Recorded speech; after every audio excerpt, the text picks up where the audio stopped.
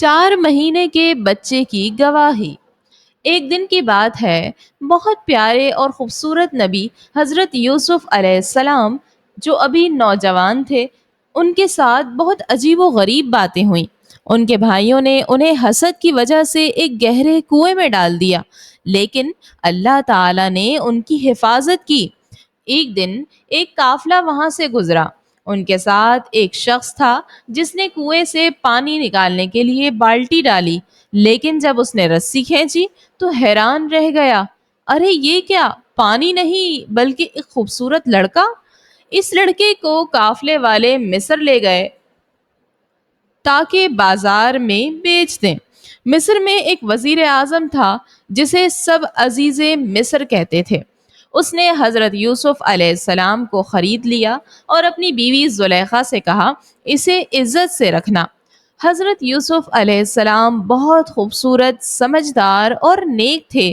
زلیخا ان سے بہت خوش ہوتی تھی، لیکن پھر ایک دن اس نے کچھ برا سوچا اور زلیخا نے حضرت یوسف علیہ السلام کو ایک برا کام کرنے کو کہا، لیکن حضرت یوسف علیہ السلام تو اللہ کے نیک بندے تھے، انہوں نے فوراً منع کر دیا۔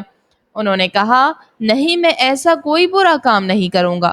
میرا مالک عزیز مصر مجھ پر بہت مہربان ہے، اور سب سے بڑی بات، اللہ ہمیں ہر وقت دیکھتا ہے۔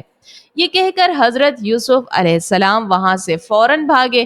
زلیخا نے ان کا کرتا پیچھے سے پکڑا اور وہ پھٹ گیا۔ اتنے میں دروازہ کھلا اور عزیز مصر آ گیا۔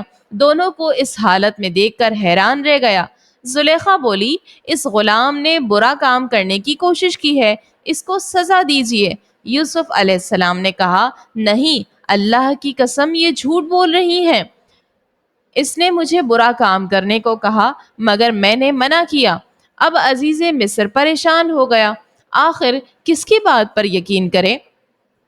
تب یوسف علیہ السلام نے کہا، گھر میں جو 4 مہینے کا بچہ ہے اس سے پوچھ لو۔ عزیز مصر ہنس پڑا۔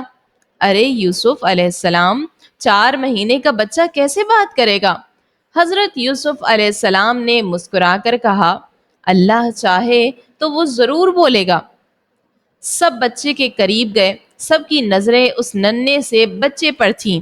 وہ لیٹے لیٹے مسکرا رہا تھا۔ اچانک وہ بچہ بول پڑا اور بہت صاف زبان میں اس نے کہا کہ اگر حضرت یوسف کا کرتا آگے سے پھٹا ہے تو زلیخا سچی ہے، اور اگر کرتا پیچھے سے پھٹا ہے تو زلیخا جھوٹی ہے اور یوسف سچے ہیں۔ سب نے فوراً حضرت یوسف علیہ السلام کا کرتا دیکھا، واقعی وہ پیچھے سے پھٹا تھا۔ عزیز مصر حیران ہو گیا اور زلیخا سے کہا، یہ تو تم عورتوں کا فریب ہے اور تم نے جھوٹ بولا ہے۔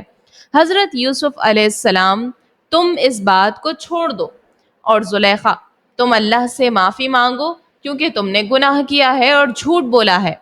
تو بچوں، ہم نے اس پورے واقعے سے کیا سیکھا؟ سچ بولنے والے کی مدد ہمیشہ اللہ کرتا ہے، اور اللہ چاہے تو چھوٹا بچہ بھی گواہی دے سکتا ہے، بول سکتا ہے، اور جھوٹ اور فریب کا انجام ہمیشہ برا ہوتا ہے۔ یہ بھی ہم نے سیکھا کہ یوسف علیہ السلام کی طرح ایمان اور نیکی پر ڈٹے رہو، اللہ تمہیں بچا لے گا۔